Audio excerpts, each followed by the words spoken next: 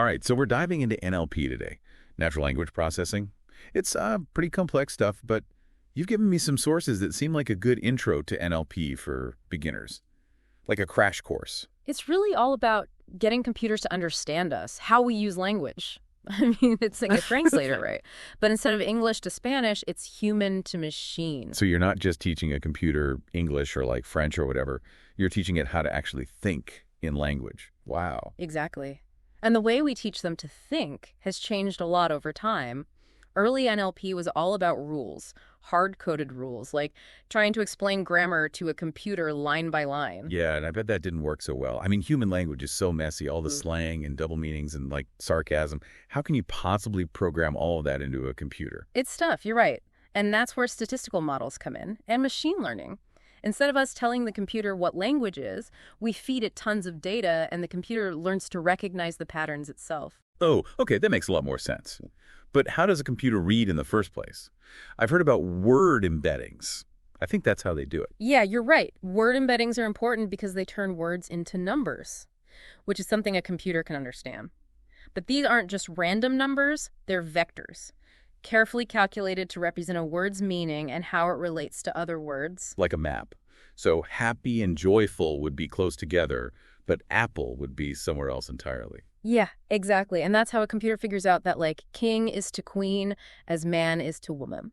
Pretty cool. But how do computers go from individual words to, like, understanding whole sentences? Yeah. And their meaning? Well, that's where deep learning comes in. And neural networks, it's basically a virtual brain, inspired by how our own neurons work.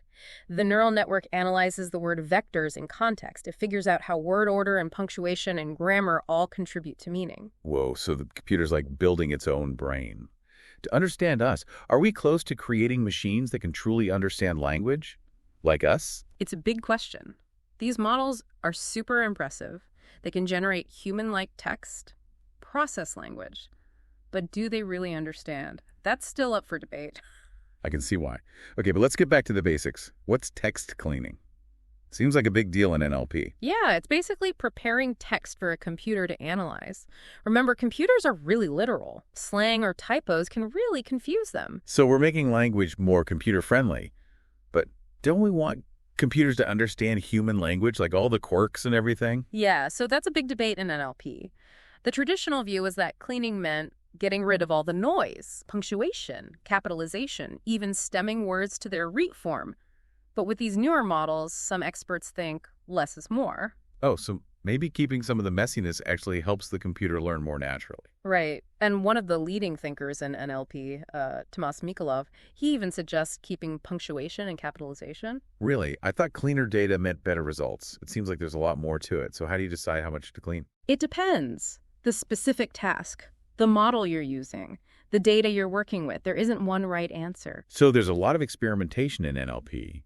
It seems like you need to understand language to do NLP well. You're right. And that's what makes it such a fascinating field. But before we get too far, let's look back at how NLP even got here.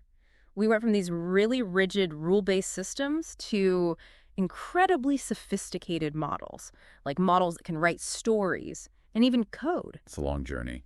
You're right. So how did those early rule-based systems work? Well, we programmed every rule. We told the computer exactly what to do, but language is just too complex for that, so we needed a new approach. So then we moved to teaching the computer to learn from data. Is that right? Exactly.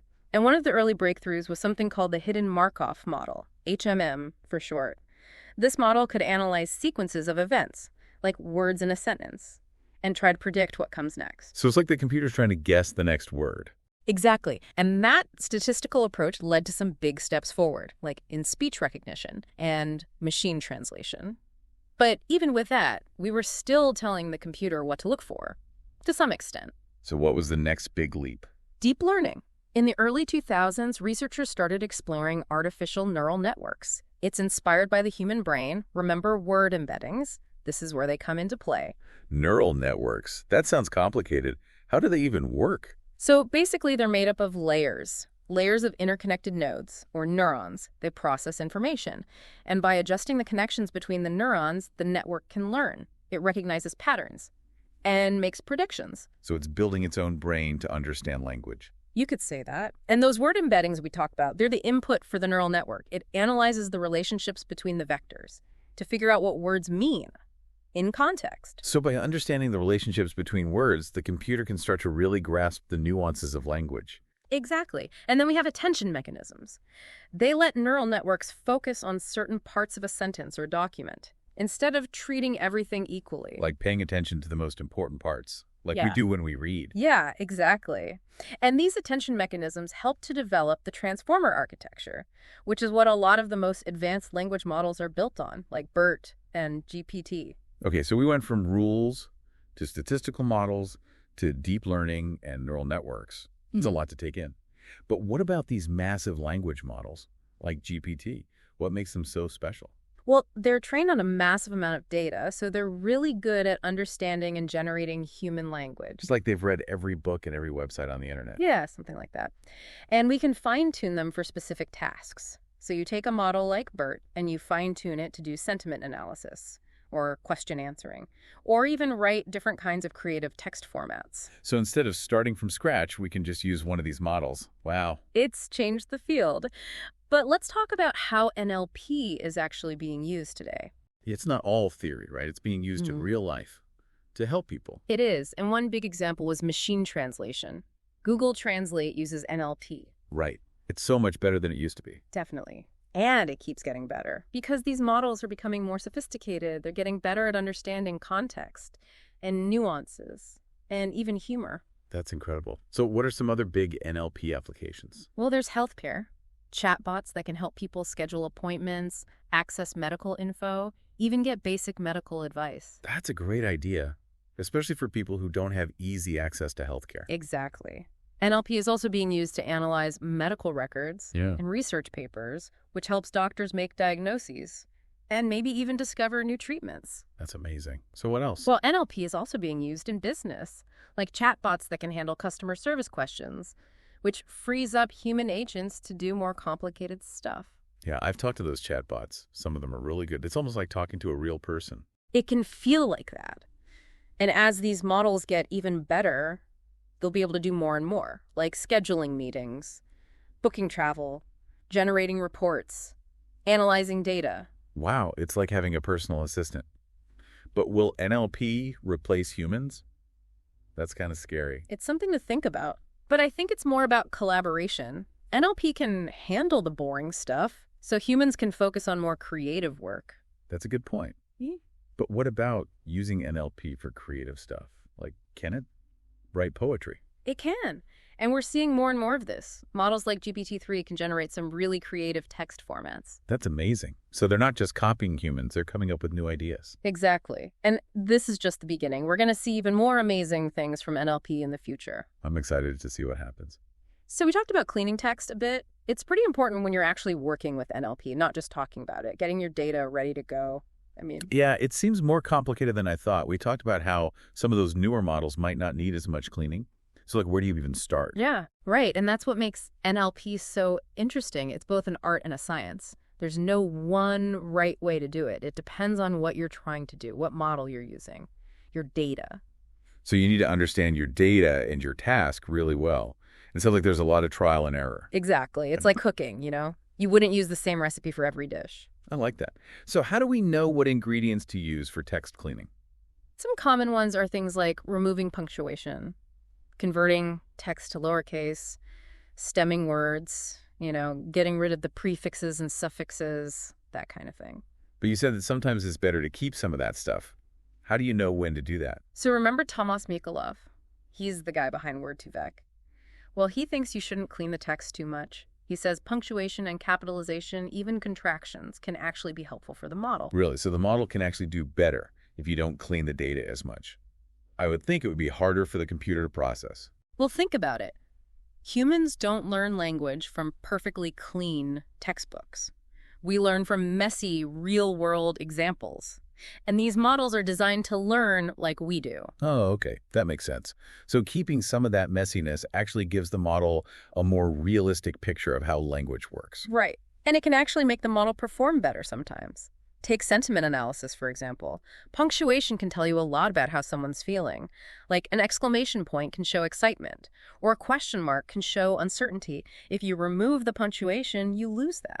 That makes sense. It's like trying to teach a computer about sarcasm, but you remove all the ways that humans actually express sarcasm. Exactly. And capitalization, too. Sometimes capital letters can show that a word is important or emphasized, and that can change the whole meaning. So it seems like there's no easy answer for text cleaning. Yeah, you just have to figure out what works best for your specific situation. And that's where the art comes in. You have to use your judgment and your knowledge of language. But all this talk about models is making me forget that NLP is actually doing stuff in the world right now. What are some real-world examples that are really having an impact? Well, machine translation is huge. Google Translate is a good example. It's breaking down language barriers. People can communicate with each other no matter what language they speak. It's amazing. And I know. I remember when you had to use a dictionary for everything. It was so hard. It really was. And the quality of machine translation keeps getting better.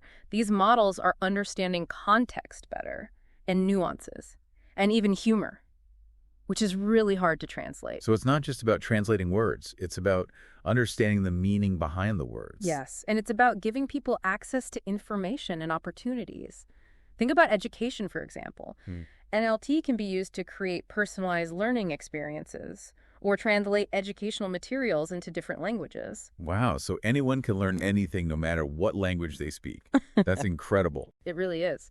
And NLP is also making a big impact on healthcare. Remember those chatbots we talked about?